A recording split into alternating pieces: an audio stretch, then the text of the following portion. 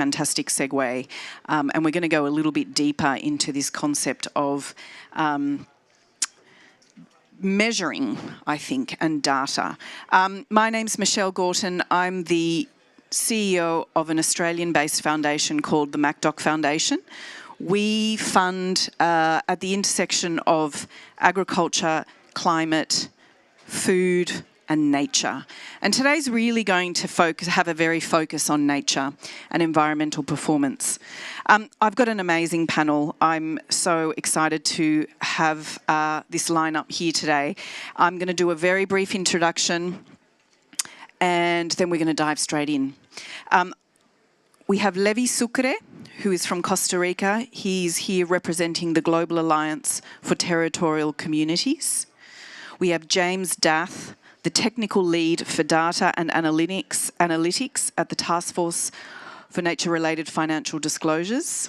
We have Gerbrand Haverkamp, who is the Executive Director of the World Benchmarking Alliance. And we have Eliane Uvilajoro, who is the Chief Executive of C4 ICRAF and also happens to be a board member of the Capitals Coalition. So, misleading or unsubstantiated claims about environmental performance can derail efforts to support meaningful action that support and restore nature and reduce greenhouse gas emissions. Nowhere is this more the case than in agriculture and food systems. In this session, we're going to review the role and importance of data, measurement and disclosure frameworks as the catalyst for greater transparency and accountability, and for providing pathways to better business, social, environmental performance in agriculture and food systems. The other step that we're going to go a little bit further on is, to what extent can we operationalize data to make better decisions, to help us reveal opportunities from our land stewards and farmers on the ground all the way up through to business. So in the last session, someone made the point that we should always be starting, when we talk about nature and agriculture and food, that we should be starting with our Indigenous peoples. And that's where I'm going to start today. But I think it's also important to recognise that here we are at a climate conference. The focus has always really been very strongly on emissions. And some people have talked about the fact that we have been plagued with the kind of carbon emissions tunnel vision. And so now here we are talking about nature. I'm going to ask the group, and I'm going to start with Levi, why is nature coming into frame at a climate conference?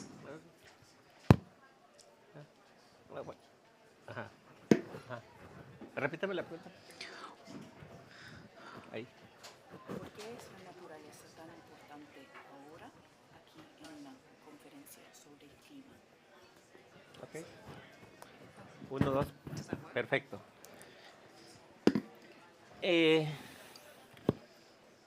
Déjame ver.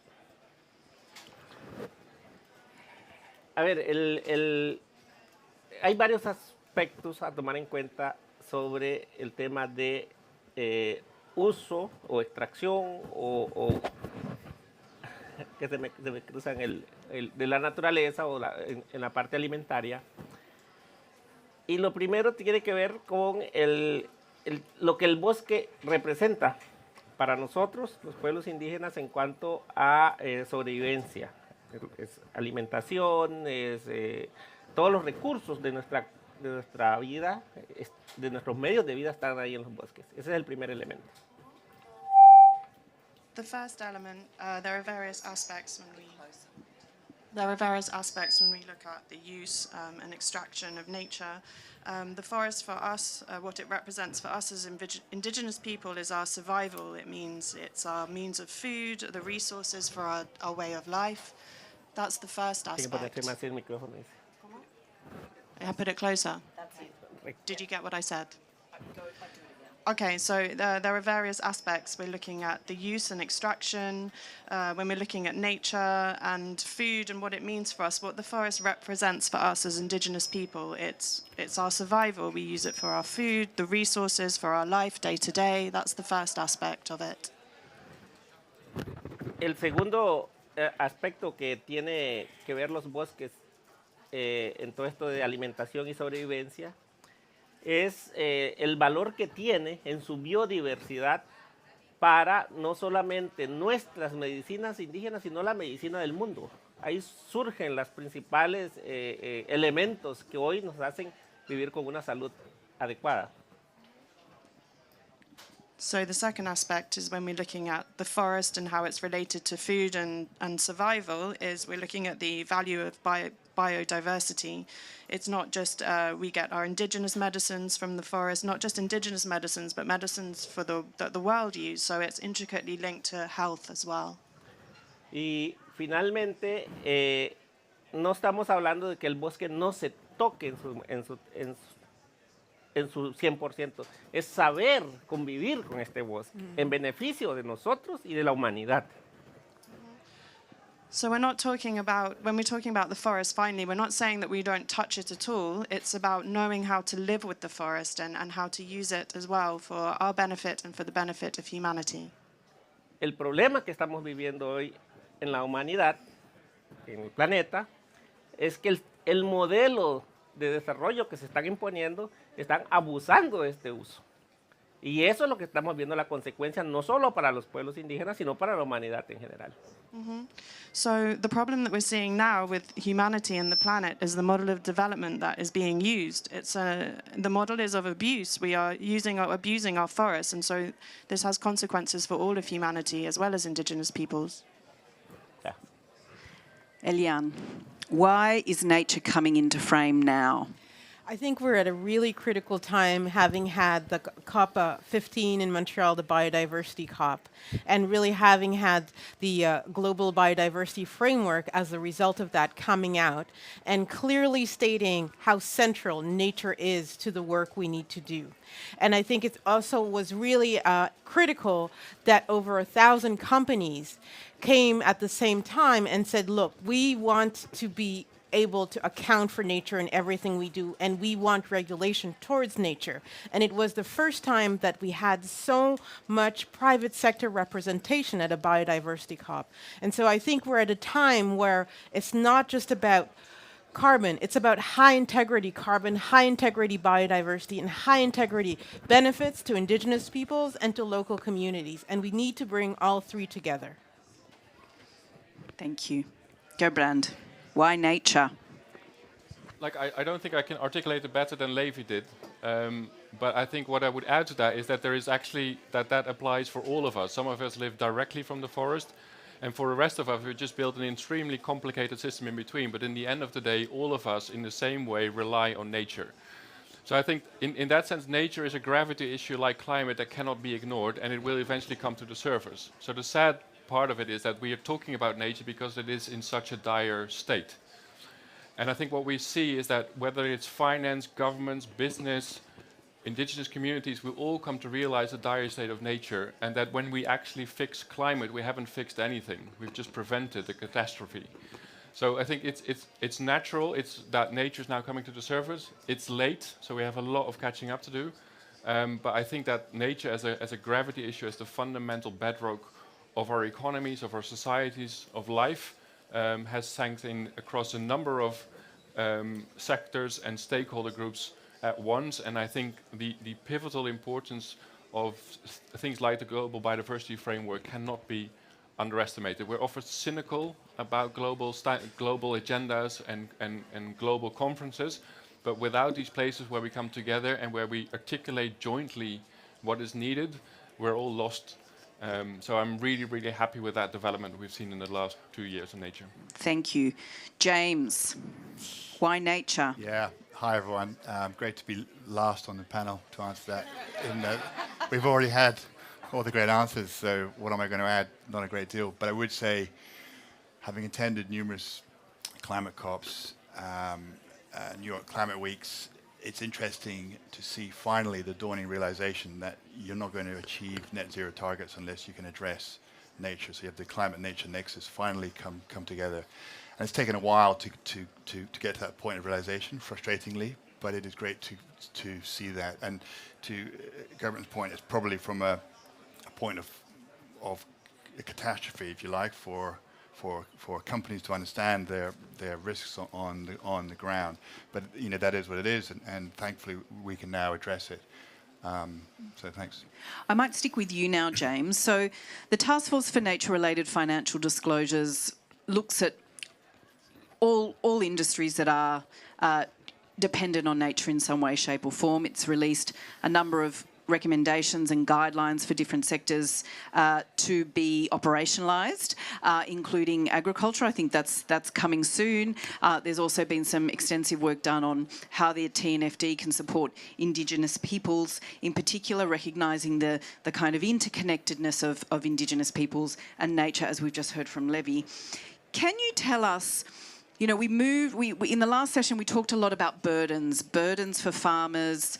How can we turn data and metrics and measurement into an opportunity and a tool for helpful decision making?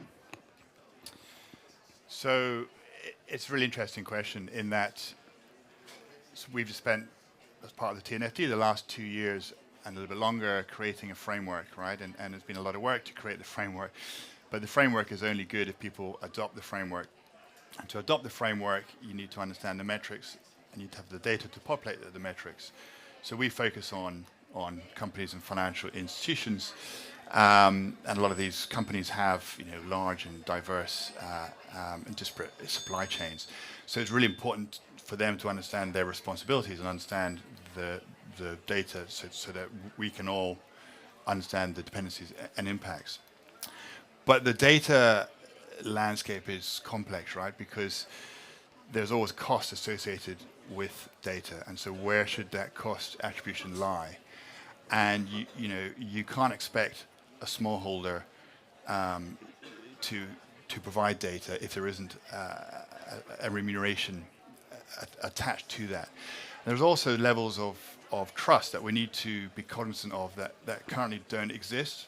So we've had issues in the past whereby Indigenous peoples have been or in the local communities as well, have been encouraged to collect data. Examples perhaps in Red Plus would be one, to share data on the promise that there would be some reward, some compensation for that. And unfortunately, that hasn't come through in the past. And so there is now this kind of void. It's like, well, why would we connect data? What is in it for us, right? So there is an issue there which needs to be addressed. But moving from that negative, I think it's really key to understand where the opportunities are. In that, obviously, if we all collectively, and I say that across different stakeholders, local communities, large corporates, governments, financial institutions, if we all have access to the data and we can act collaboratively, then we can come out with positive outcomes. But it's important to have that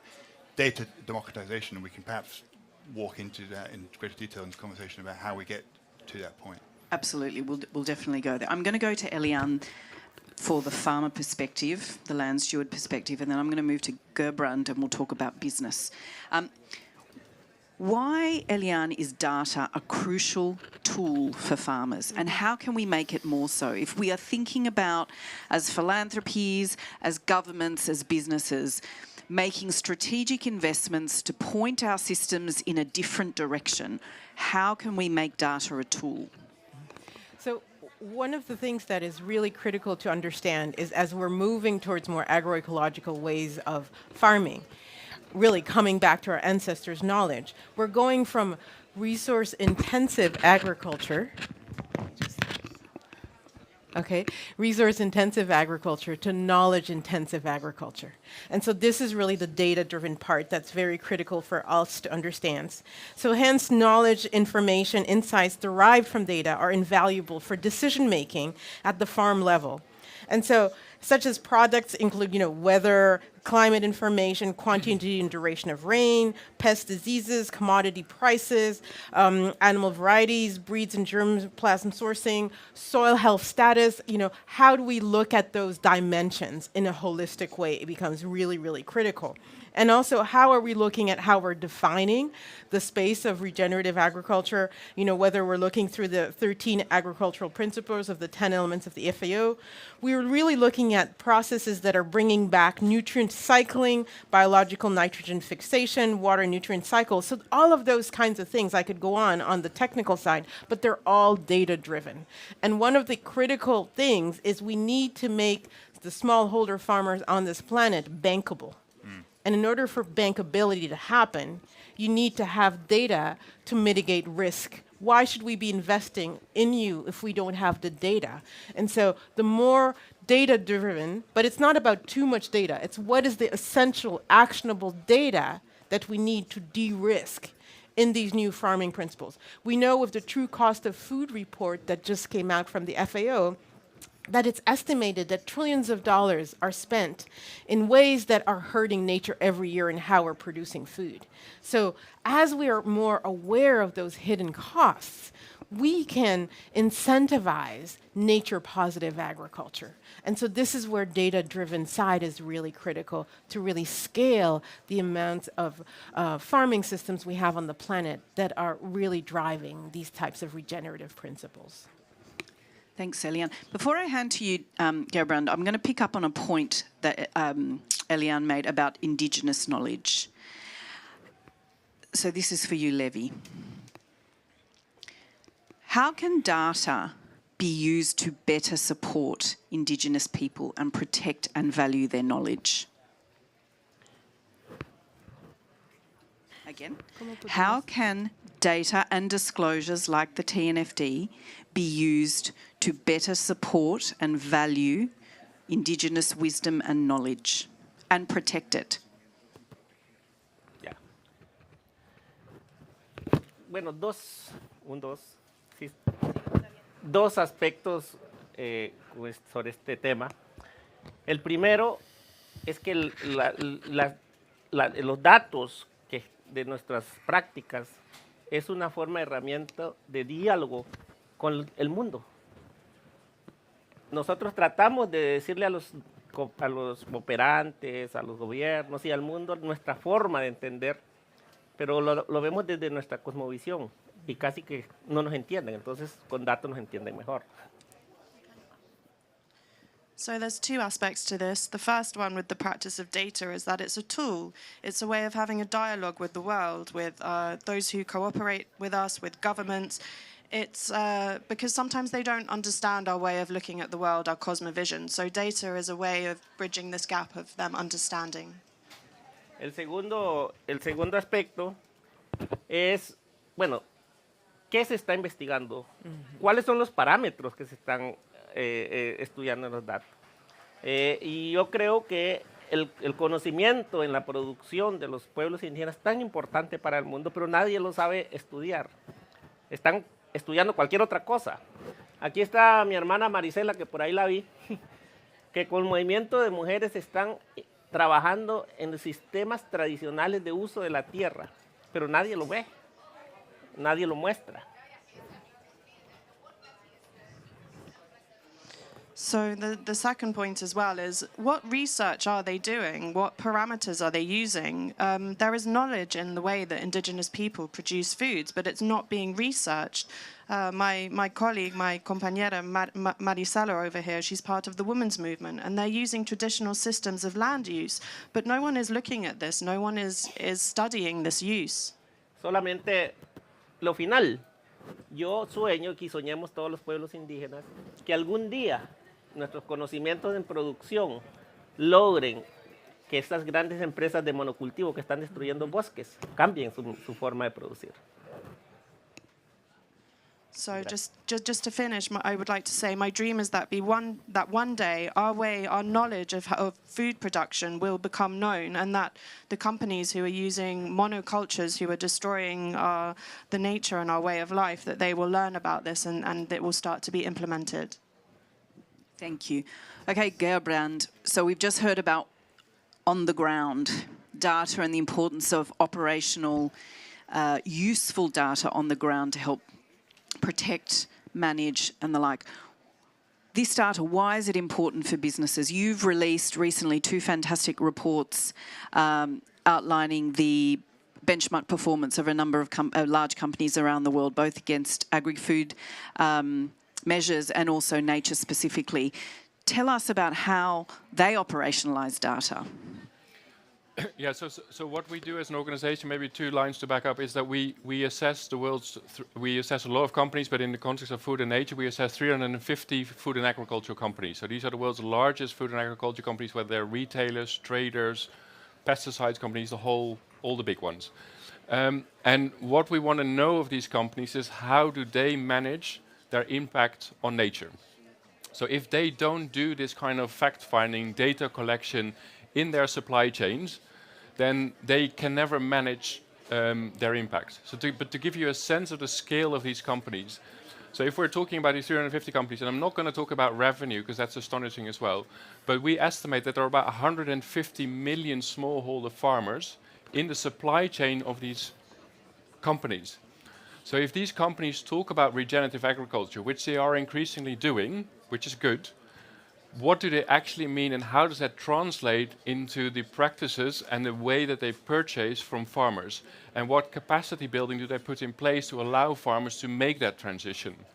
And of course, the further you go down the line, the least amount of data we can find of companies, right? Because it's nice to say we're regenerative, but if we ask, okay, so to what extent is your pesticide reduction target part of that regenerative agriculture? Then the numbers start to drop. So, and it's important that we have this kind of data. And the reason why we have this kind of data, because I think that someone said it yesterday, there's a big myth that people and companies are going to do this on a voluntary basis. They might want to, but they cannot do it. They can only do it when we as a society articulate what it is that we want from companies. And based on those expectations, and formulating expectations is critical, because who do we listen to? We listen to the investors, yes. We listen to government policies, but do we also listen to local communities and NGOs and civil society organizations to jointly formulate what it is that we want from these companies? And once we do that, and you translate that into frameworks like TCFD, and companies start disclosing it, organizations like us can then assess and compare and try to get an insight on the performance. And even that in itself is meaningless. It only becomes meaningful if stakeholders then can use that data to make it consequential to companies.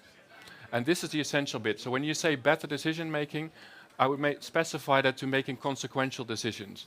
Because if the impact of companies on nature is not consequential to their success, they cannot and will not make the transition.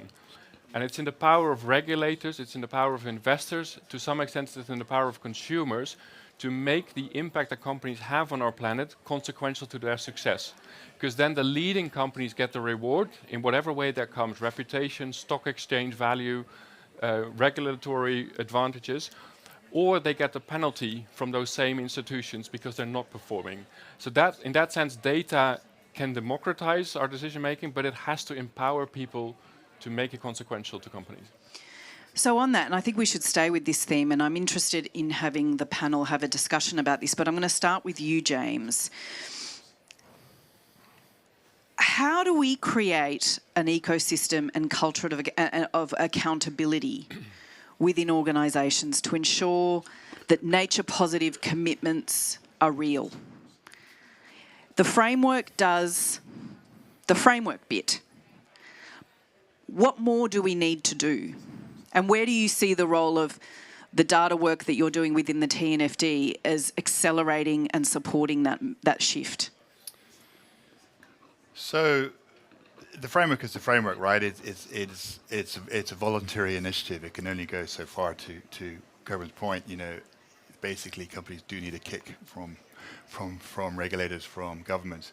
But it's interesting in that governments won't act unless they see an open door.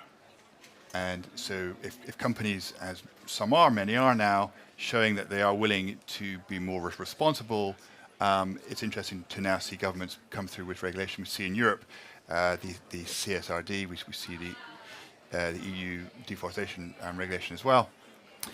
And so that's great to see. I just wanted to I'll come back to answer that question, but there are some issues I see. So if you look at the CSRD, there's talk in there about using certification schemes, which are very important, but there are limitations in some ways which need to be addressed. So if you take the RSPO with regards to palm oil, which is probably the global leading standard around certification in that field, there are issues because smallholders make up 46% of the palm oil market, particularly in Indonesia, but many of them aren't certified. It's very difficult for them to get certified. One of the key things around certification is to prove land ownership, but the way it works there is they might have borrowed land off a family member. They'll be managing land below 5 hectares. It's very difficult to actually get that. That's not to say that their practices are irresponsible. They just haven't managed to do that. So they fall foul of a system which is trying to do good, and then it means that actually incentivizes larger companies to take the land from the smallholders because there's a certification. And so that's a problem that in some ways companies are enabling, right? We need to understand that and try and finesse some of these certification schemes. That's not to say that we shouldn't be doing them. In terms of again, it's kind of a not one actor can solve this. So financial institutions, asset managers can ask questions of the underlying companies to provide greater disclosures, and in turn, the companies can then go into their supply chains to get that. But it's not a perfect world, right? There is, as Gerben said, there's a lot of details, a lot of issues actually getting down to that point. And it's back to that point, the cost attribution. You can't get to the smallholder, and it shouldn't be on the smallholder's shoulders to fund that data cost. So at what point do you put that cost in? We'll come back to this issue of the burden and data sovereignty, but data sovereignty. But Gerben, let's just dig a little bit deeper into this point around how do we really give this, benchmarking, disclosures, shareholder reports, whatever it happens to be, whatever tools are available to business to kind of present a particular position. How do we make these things have teeth? So I think this is a very good. I'm going to use an analogy with human rights, because I think there's a lot to learn in the nature community from the human rights community. There's a lot of overlap, of course, in issues.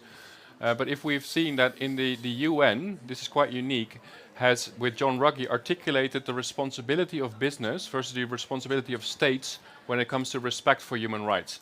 Now, this could be seen as a boring UN treaty, right? But it started to articulate, it then allowed the OECD to develop guidelines on what good behavior looks for companies, and we got national contact points.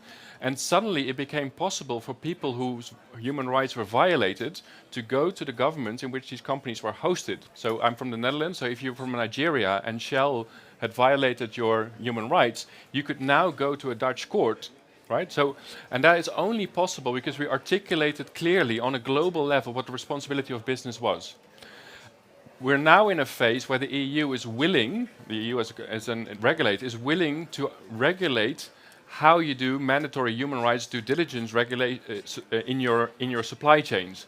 The EU is only willing to do that because of two ways. One is the point that Ellie made, that you need a big group of companies that are already doing it and asking for it, right? Because governments are just as scared as the rest of us, right? So they need to be reassured that there are already a lot of people doing it.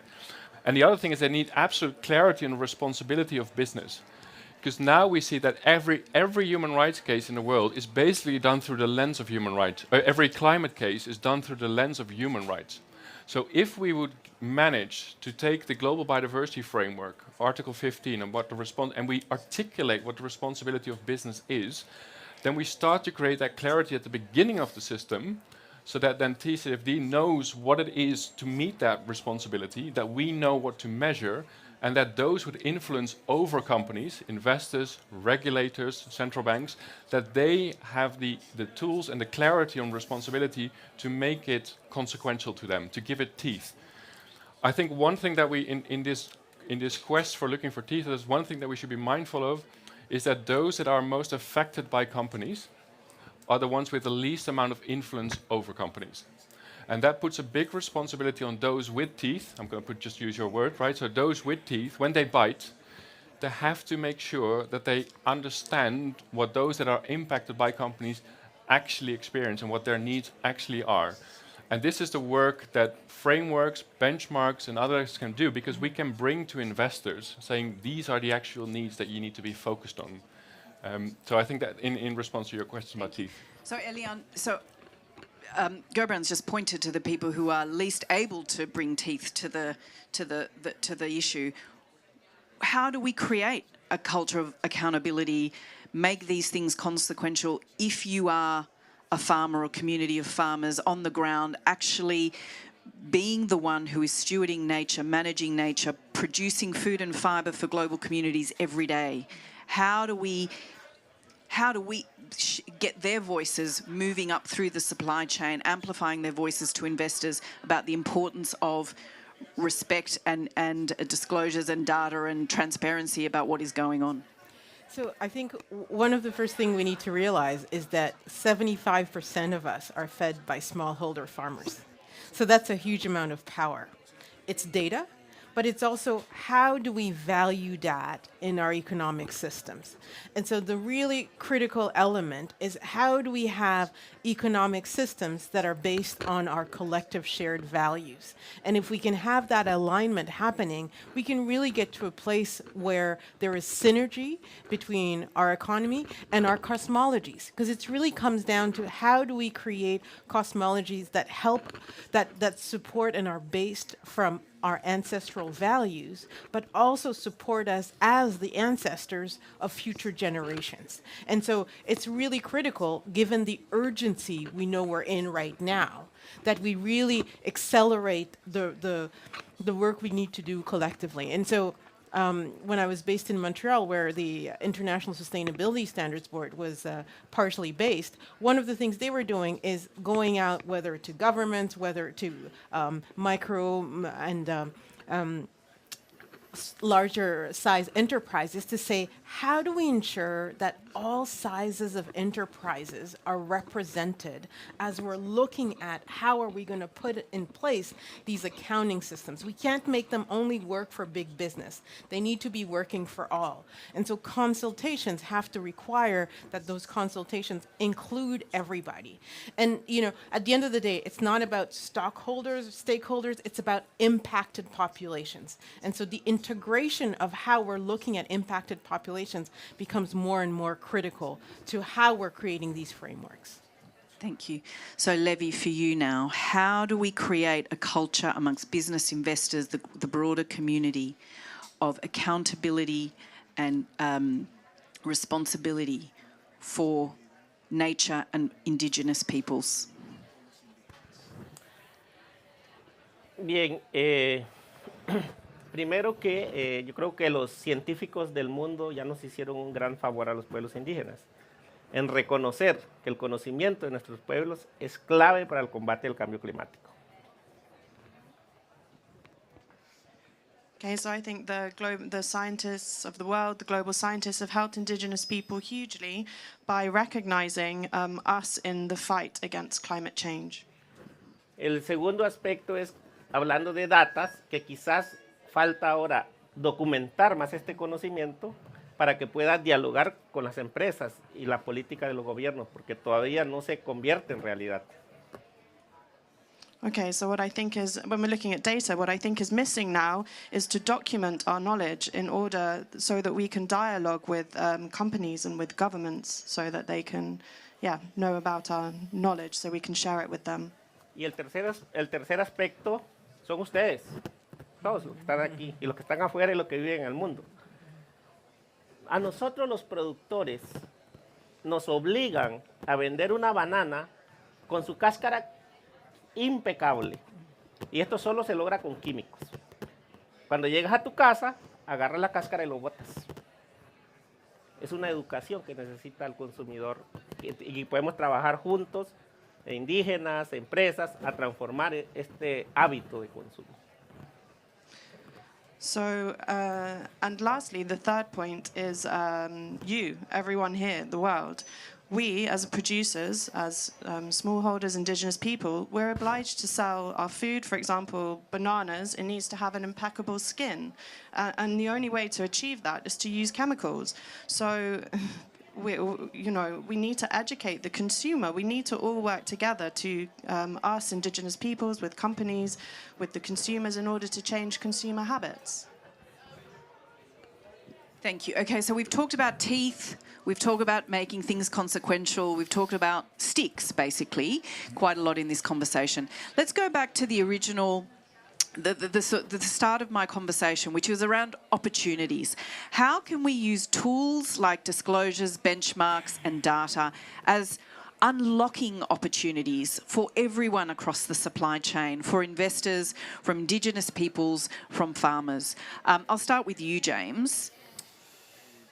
Yeah, thanks. So, I just want to I am going to answer honestly. I just want to look back at the title of this discussion about tackling greenwashing, right?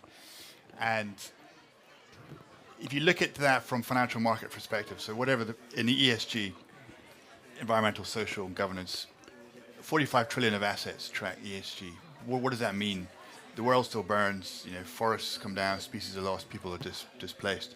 So there's an obvious disconnect at the moment between what we think we're doing, what people are analyzing, reporting, investing on, and lending against, and what's actually happening on the ground. And there's quite a lot of data there.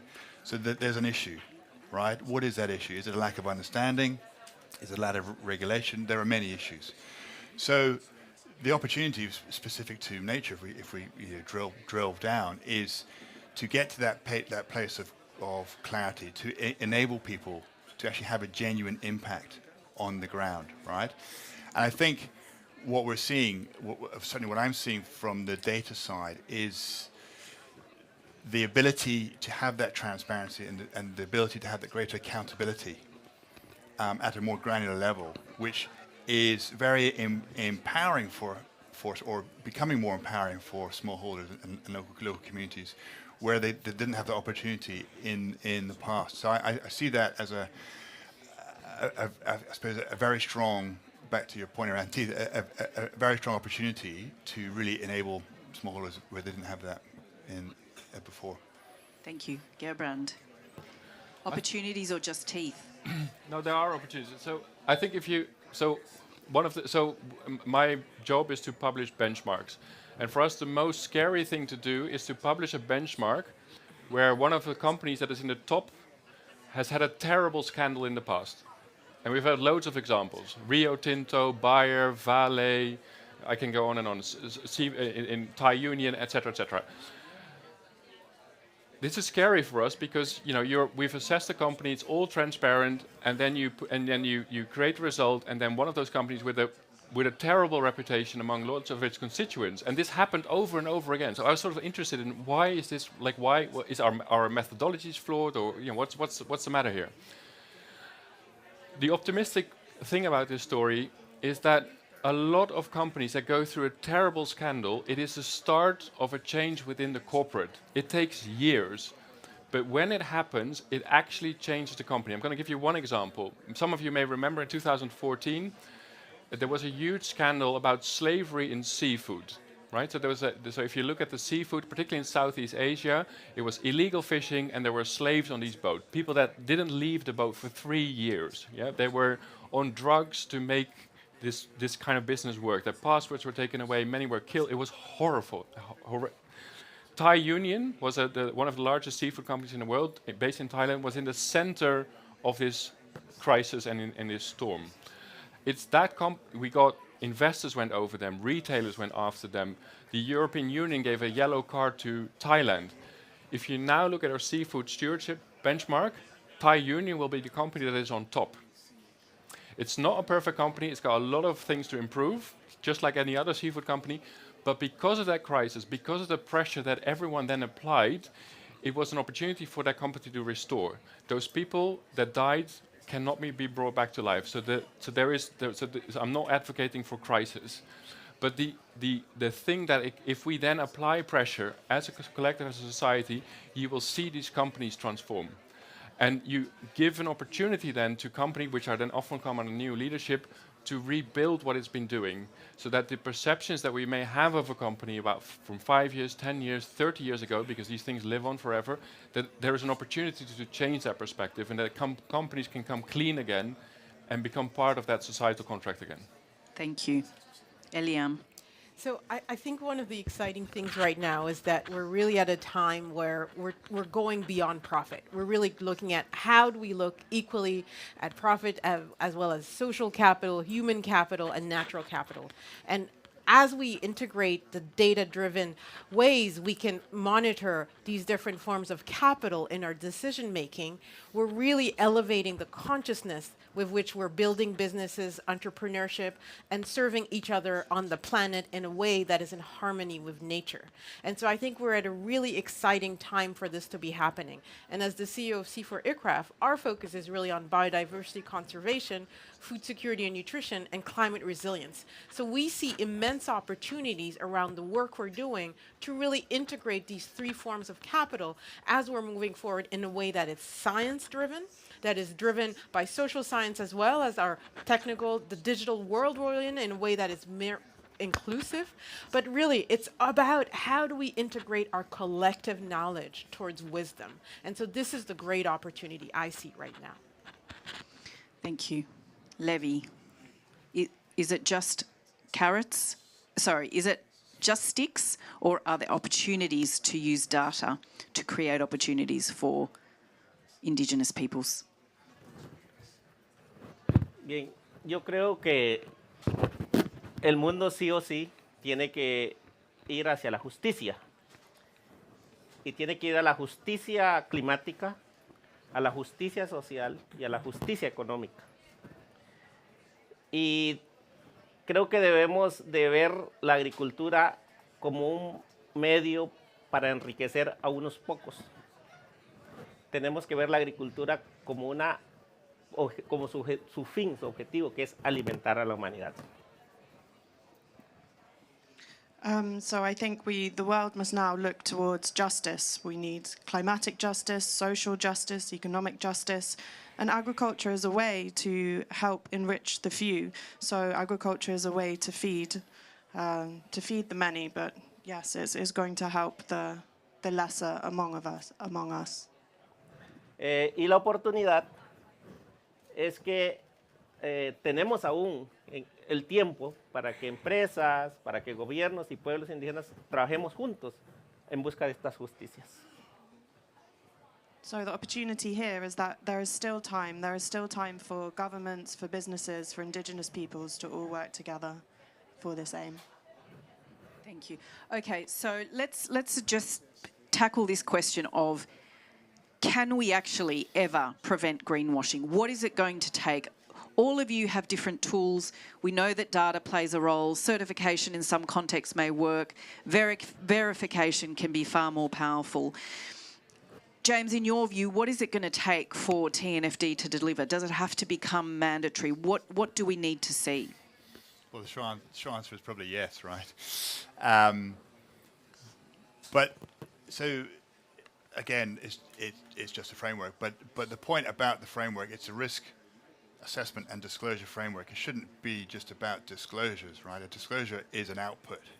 So companies need to genuinely understand and commit to embedding all these considerations into their strategies, and then they need to be held accountable to that. So it will take regulation, but it will take pressure from us as consumers as well to push that. But ultimately, that is what it will take. Gabran, what's it going to take to really tackle greenwashing? First, let's be optimistic about greenwashing, because the one thing that is nice about greenwashing is that companies actually understand what we want from them, right? So there is a clarity. They know what society expects from them, and they're trying to live up to it, but they can't, so they greenwash. And I think that will happen forever. Like in a job interview, then I make myself look nicer, and then some of it will just fall apart when I have the actual job, right? That is just part of what it's going to be. But I think the saying is, you can fool some people sometime, but never all the people all the time. And it is our job to make sure that some people and some time becomes shorter and shorter. And I think it is when we bring that with standards, with benchmarks, with people digging into it, we're starting to use more and more what we can call discover data. So let me unpack that. So what we get from organizations like TNFD, if that is implemented by companies, you get data that's ultimately where the company is the source. And this is fundamental, because if it doesn't come from the company, like James says, you're not driving change within the company. But what we also need to get much better at is how do we use discover data, whether that comes from satellites, journalists, local communities, and how do we integrate that to tell the complete picture of how that company is performing. This is incredibly difficult because, I'm going to give you an example of a mining company. So if you're a Canadian mining company, the chances are that you have a lot of human rights violation cases coming after you, rightly so. If you're a mining company in Kazakhstan, the chances that that's happening are virtually zero. So if you simply count the amount of human rights violations and make that your ranking, you're missing the point, because there's no civil society. It's actually a feature of Canada that is possible. So it's very, very difficult to integrate that kind of data and sense making into how we then assess and compare companies. But I believe that in response to your question about greenwashing, it is more rigor on the assessments that company make and what they then disclose, and to make that more verifiable. But then it's also how do we get better at this working with discover data. But I live under no illusions that we will greenwash ourselves and companies until the end of times. It's fine. We just need to make sure that the period for which they can do that is short. Yeah. Just if I can add one other point. Sorry, just jumping in. So an unnamed American banker gave me an unpalatable anecdote that if the blue-sided tree frog was extinct in 10 years, that would be tragic, but he makes his money in 5. And so there has been this disconnect between returns and crisis, but we're seeing change in real time. So companies now understand these risks, so they'll bring in these externalities in because they have to price accordingly, right? So that's going to happen. Thanks, James. Eliane, can we ever really tackle greenwashing? I mean, you've sat with your ISSB hat, Capitals Coalition. Can we do this? And now thinking about this from the perspective of farmers, can this ever happen? So I really think that if we bring our collective intelligence together, we can really do great things. We're in the digital age where you can get information on almost anything, whether it's from satellite, whether it's just from web crawling. There's so much information we can get. We know that we're in an age of misinformation. And so the consciousness we bring to the digital age can really help us have more transparent and granular data that can guide us. The ground truthing we can do with smallholder farmers, with communities, with indigenous populations, can allow us to ensure that the truth comes out. And so how we elevate truth-telling, transparency, granularity of science becomes more and more important, especially in an age of artificial intelligence, where if you're just analyzing the digital data, but you're not ground truthing with people, you are missing local context. And it's a really critical element we should not forget. Thank you. Levi, can we ever see the end of greenwashing? El greenwashing es el efecto. ¿Cuál es la causa del greenwashing? Es un modelo económico equivocado. So greenwashing is an effect, but what is the cause of greenwashing? What's the cause? It's a defective economic model. Hay iniciativas importantes como el de la Unión Europea de la ley de trazabilidad, pero si esta ley de trazabilidad no se conecta con nosotros, los que producimos, y los compradores o los que en Europa compran estos productos, simplemente la corrupción en nuestros países va a acabar con esta buena iniciativa. So there are important initiatives, such as, for example, in the EU, the traceability law. But if this traceability law does not connect with us, the producers, and with the buyers in Europe, then the corruption will just continue and will finish with these kinds of initiatives. That's all. All right, I'm going to stop there and I'm going to take some questions and then at the end of the questions, if there are any, I might go back to all of our panellists for sort of final reflections or provocations to each other. Does anyone have any questions for our panellists?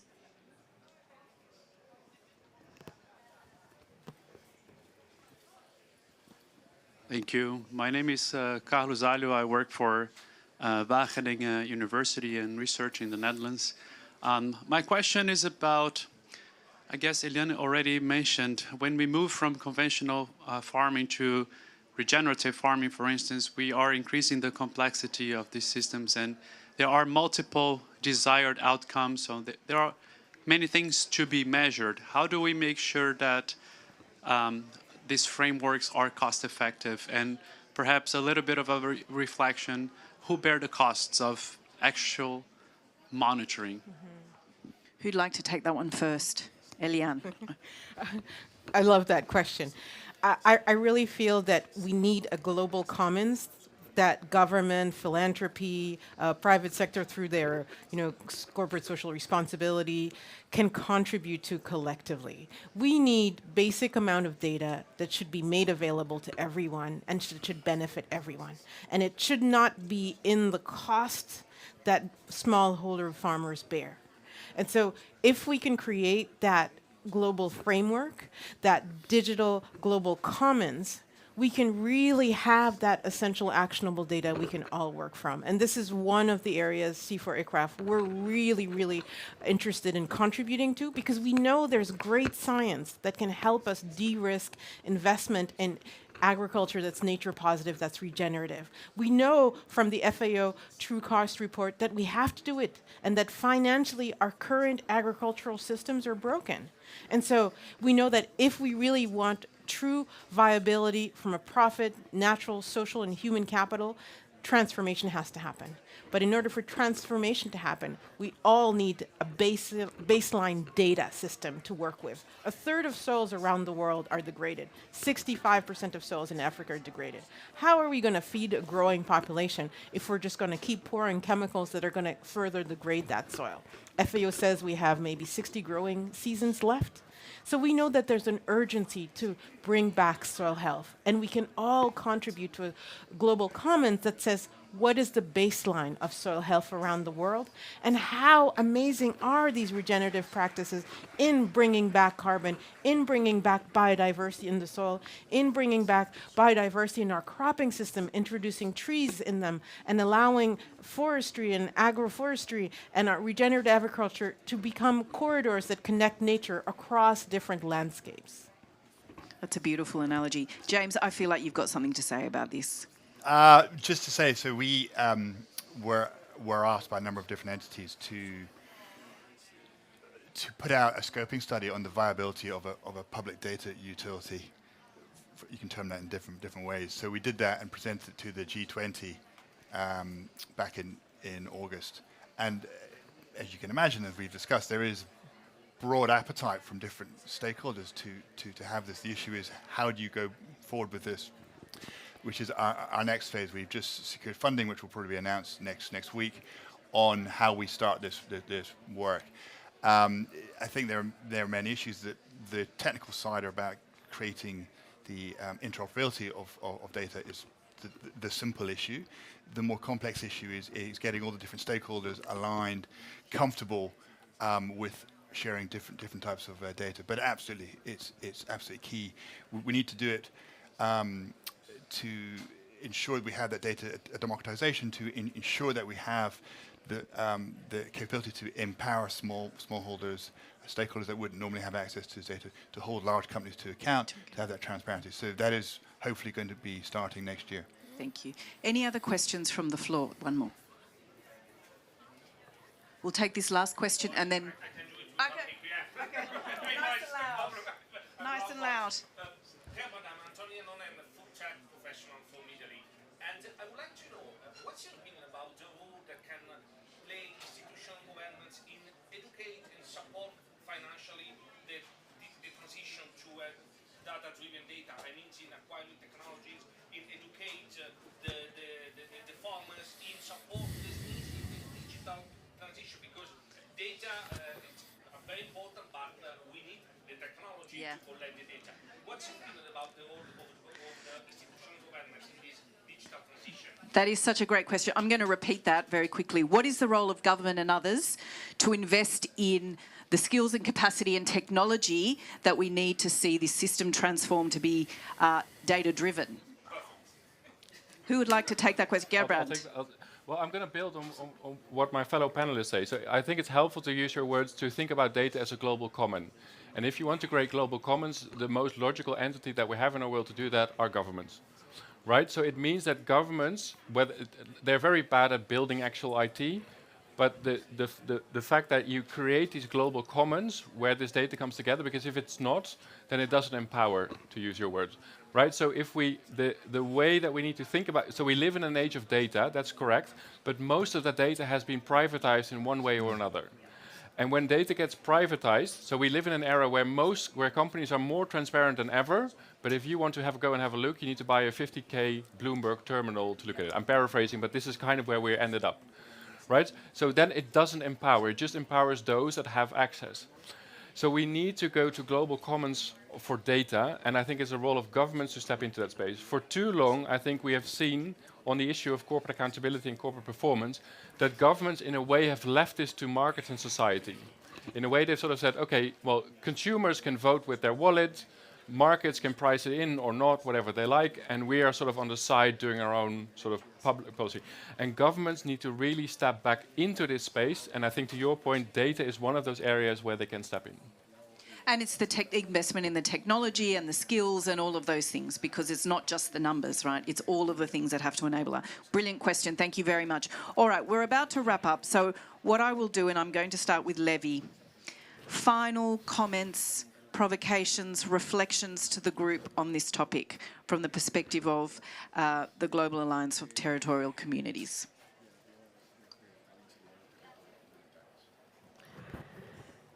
Mire, yo creo que en los últimos años nos hemos concentrado mucho en los bosques, cuando hablamos de cambio climático, y hemos dejado un poco de lado los sistemas productivos. Y un poco la pregunta que decía el compañero, ¿quién va a financiar esto? Pues yo creo que el máximo agente del cambio climático es el petróleo, porque lo financia el petróleo, pues. So I think in the last few years, our focus has been on climate change, on forests, but we've already left out food and production systems. They haven't been included in this. And I think the maximum, well, the biggest agent of climate change at the moment is oil financiers, producers. Yes, thank you. Eliane, final reflections or comments? So we need sustainable, prosperous value chains.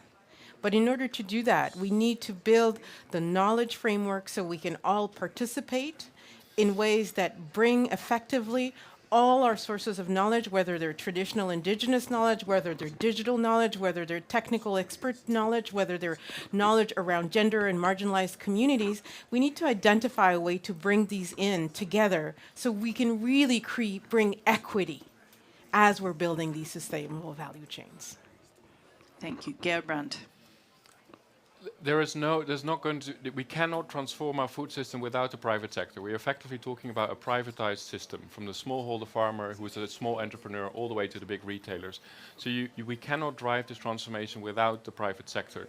And that does mean that we have to become crystal clear about what it is that we expect from companies.